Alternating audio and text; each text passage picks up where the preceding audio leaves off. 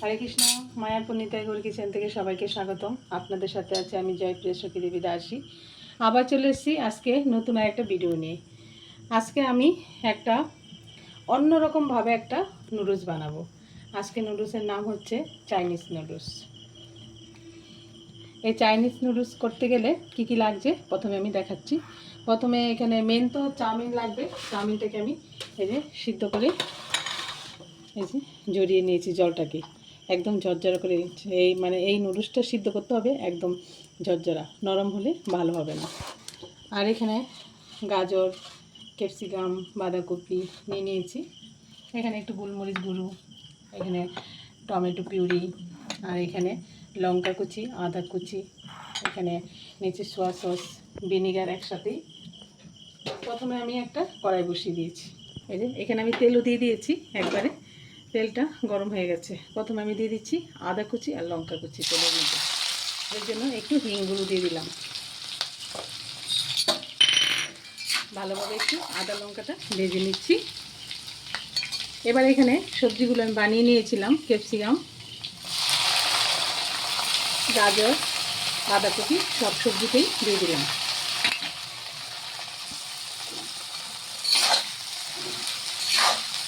এবার সবজিগুলো আমি একটু ভেজে নিচ্ছি।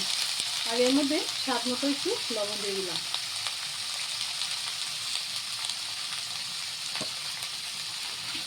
এটা একদম গ্যাসটা বাড়িয়ে দিয়েছি আর এই লবণটাও দিয়ে দিলাম। লবণটা দিয়ে ভালো করে একটু ভেজে নিচ্ছি।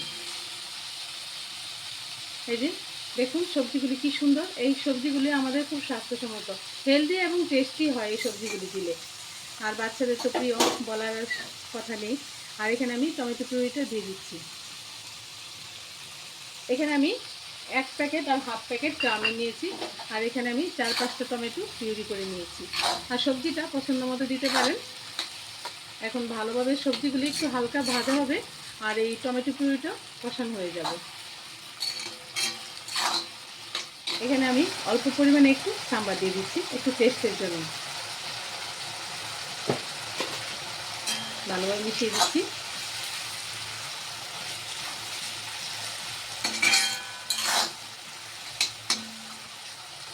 ভিনিগার আর সোয়া সস নিয়েছিলাম, এটাও দিয়ে দিচ্ছি। ভালোভাবে মিশিয়ে নিচ্ছি।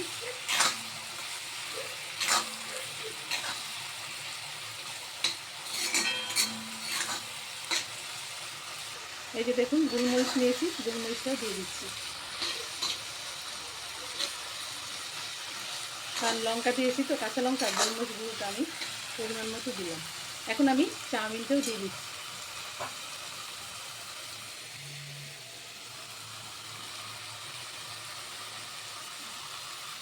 এই যে চাউমিনটা দেওয়া হয়ে গেছে। এখন আমি ভালোভাবে মিশিয়ে নিচ্ছি। কিছুটা দিয়েছি। এই দেখুন চাউমিনটা আমি একটু মিশিয়ে নিয়েছি। এখন আমি স্বাদ মতো লবণ দিয়ে দিচ্ছি।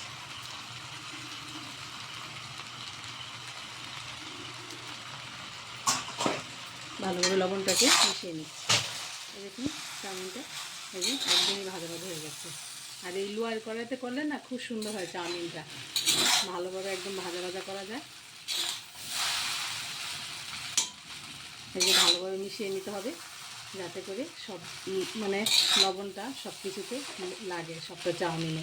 অনেক সময় দেখা যায় চাউমিন করতে গেলে কিছুটা সাদা হয়ে থাকে, এই জন্য ভালোভাবে যে খুন্তি দিয়ে একটু এই যে নেড়ে চেড়ে এরকমভাবে ঘুরিয়ে ঘুরিয়ে দিতে হয়। এই যে কথা বলতে বলতে আমার চাউমিনটা হয়ে গেছে, এই যে আমি নামিয়ে দিচ্ছি। এই যে দেখুন চাউমিনটা লবণটা দিয়ে ভালোভাবে মিশিয়ে নিচ্ছি আর একটু ভাজা ভাজা করে নিচ্ছি।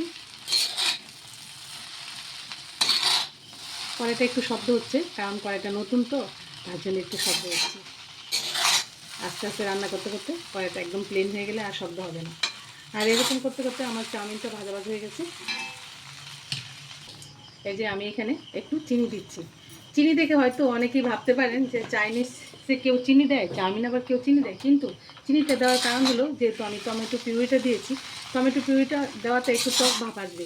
আর যখন আমি এই চিনিটা দেবো তখন না মানে ব্যালেন্স করবে আর টেস্টও কিন্তু অনেকটাই বেড়ে যায়। আপনারা দিয়ে দেখবেন একটু চিনি এই চাউমিন বা যে কোনো রান্নাতেই চিনি কিন্তু আমাদের টেস্ট হয় চিনিটা দেওয়ার পর রান্নাটা। এই যে ভালো ভাজা করে নিচ্ছি। এই দেখুন রেডি হয়ে গেল চাইনিজ নুডলস।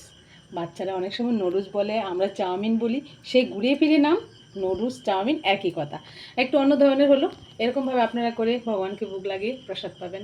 আর যদি ভালো লাগে অবশ্যই কমেন্ট করবেন, আর লাইক সাবস্ক্রাইব করতে ভুলে যাবেন না। আর সবাই ভালো থাকবেন, সুস্থ থাকবেন। আবার দেখা হচ্ছে পরের ভিডিওতে। হরে কৃষ্ণ।